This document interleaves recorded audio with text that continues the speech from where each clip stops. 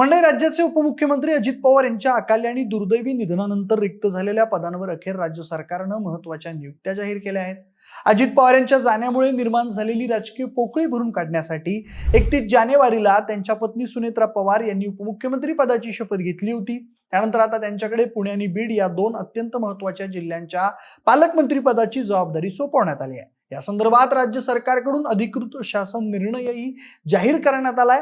मात्र या निर्णयानंतर राजकीय वर्तुळात एक वेगळी चर्चा सुरू झाली आहे. बीडच्या पालकमंत्री पदावर सुनेत्रा पवार यांची नियुक्ती होताच धनंजय मुंडे यांचा पुन्हा एकदा गेम झाला अशी चर्चा जनमानसात रंगू लागली आहे. नेमकं हे प्रकरण काय आहे? बीडच्या पालकमंत्री पदाच्या घोषणेनंतर धनंजय मुंडे यांचं नाव पुन्हा का चर्चेत आलंय आणि या निर्णयामागं नेमकी कोणती राजकीय गणित आहेत याची सविस्तर माहिती देणारा हा व्हिडिओ. नमस्कार, मी प्रथमेश आणि तुम्हाला तर माहिती आहे आपला विषय भारी. मंडळी, राज्याचे दिवंगत उपमुख्यमंत्री अजित पवार यांच्या निधनानंतर त्यांच्या पत्नी सुनेत्रा पवार यांनी उपमुख्यमंत्री पदाची शपथ घेत राज्याच्या कारभाराची जबाबदारी स्वीकारली. अजित पवार यांच्या निधनानंतर अवघ्या 4थ्याच दिवशी राजभवनात सुनेत्रा पवार यांचा शपथविधी पार पडला. मात्र हा शपथविधी इतक्या घाईघाईत का झाला असा आरोप करत काही राजकीय नेत्यांकडून टीका करण्यात आली, तर अनेकांनी या निर्णयाचं समर्थनही केलं.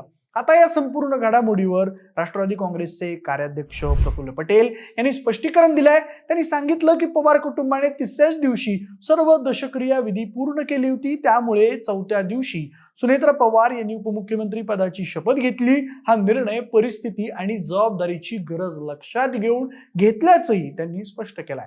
दरम्यान आता उपमुख्यमंत्री पदाच्या शपथविधीनंतर सुनेत्रा पवार यांच्याकडे पुणे आणि बीड या दोन महत्त्वाच्या जिल्ह्यांचं पालकमंत्री पद सोपवण्यात आलंय. या संदर्भात सामान्य प्रशासन विभागानं अधिकृत परिपत्रकही जाहीर करून माहिती दिली आहे. उपमुख्यमंत्री पदाची जबाबदारी स्वीकारल्यानंतर अर्थ खातं वगळता अजित पवारांकडे असलेली सर्व खाती आता सुनेत्रा पवार यांच्याकडे देण्यात आली आहेत. इतकंच नाही तर राष्ट्रवादी काँग्रेसच्या राष्ट्रीय अध्यक्ष पदाची जबाबदारीही भविष्यात सुनेत्रा पवार यांच्याकडे दिली जाईल असे संकेत प्रफुल्ल पटेल यांनी पत्रकार परिषदेतून दिले आहेत. त्यामुळे सरकारसोबतच पक्षाच्या पातळीवरही सुनेत्रा पवार यांची भूमिका अधिक मजबूत होणार असल्याचं स्पष्ट होतं. अजित पवार हे पुणे आणि बीड जिल्ह्याचे पालकमंत्री म्हणून सक्रिय होते, तर बीड जिल्ह्याच्या राजकारणातही त्यांचा मोठा प्रभाव होता. त्यांच्या निधनानंतर हे दोन्ही जिल्हे कोणाकडे जाणार याबाबत राजकीय वर्तुळात अनेक तर्कवितर्क लावले जात होते. अखेर राज्य सरकारनं एक अधिकृत परिपत्रक जारी करून या सगळ्या चर्चांना पूर्णविराम दिलाय.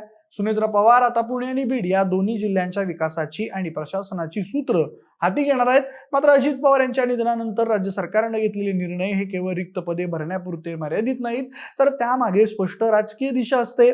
सुनेत्रा पवार यांना उपमुख्यमंत्री पद दिल्यानंतर पुणे आणि बीड या दोन अत्यंत महत्त्वाच्या जिल्ह्यांचं पालकमंत्री पदही त्यांच्याकडे सोपवण्यात आलं. हा निर्णय सहानुभूतीपोटी घेतला गेला असं मानणं चुकीचं ठरेल.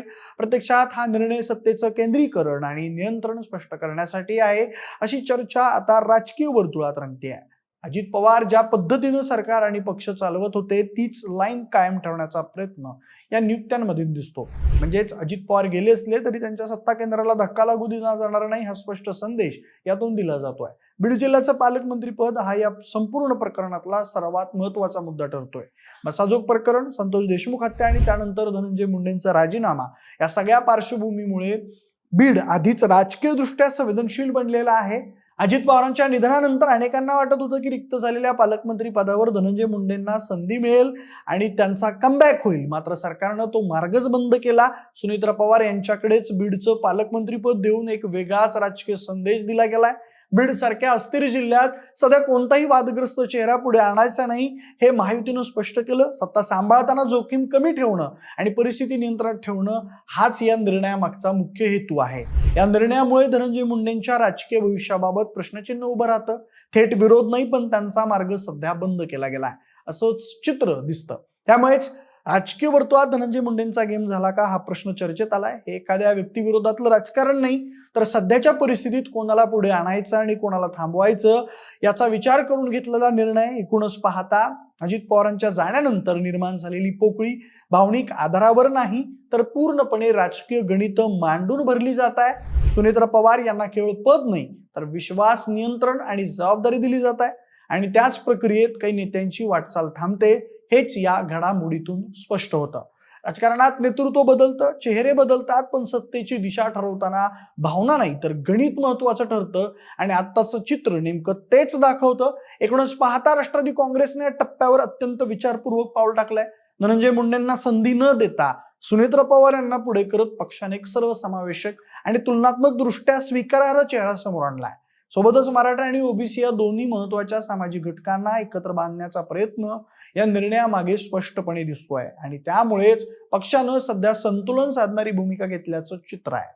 मात्र या निर्णयासोबतच सुनेत्र पवार यांच्या समोर मोठं आव्हानही उभं राहिलंय. अजित पवारांचा राजकीय वारसा केवळ नावापुरता नव्हता, तर तो निर्णय क्षमता, प्रशासनावर पकड आणि कार्यकर्त्यांशी भेट संवाद यावर आधारलेला होता. तोच वारसा पुढे नेताना सुनेत्र पवार यांना स्वतःची स्वतंत्र ओळख निर्माण करावी लागणार आहे. पण यासारख्या वेगानं विस्तारत असलेल्या जिल्ह्यातील शहरी प्रश्न, विकासाचं नियोजन आणि प्रशासनातील समन्वय, तर दुसरीकडे बीड सारख्या जिल्ह्यातील दीर्घकाळ प्रलंबित असलेले प्रश्न, सामाजिक तणाव आणि विश्वास पुनर्स्थापना या दोन्ही आघाड्यांवर त्यांना आपलं प्रशासकीय कसब दाखवावं लागणार आहे. एकाच वेळी दोन अत्यंत महत्वाच्या जिल्ह्यांची जबाबदारी मिळणं हे त्यांच्या राजकीय कारकिर्दीतील निर्णायक वळण मानलं जात आहे. याच टप्प्यावर त्यांची नेतृत्व क्षमता आणि निर्णय क्षमता कसोटीला लागणार आहे. बाकी तुम्हाला निर्णयाबद्दल काय वाटतं? आणि धनंजय मुंडे यांना बीड जिल्ह्याचं पालकमंत्रीपद मिळायला हवं होतं का? तुमची मतं आम्हाला कमेंट करून नक्की सांगा. सोबतच आपल्या विशेष बारीच्या YouTube चॅनलला सबस्क्राईब करायला अजिबात विसरू नका. धन्यवाद.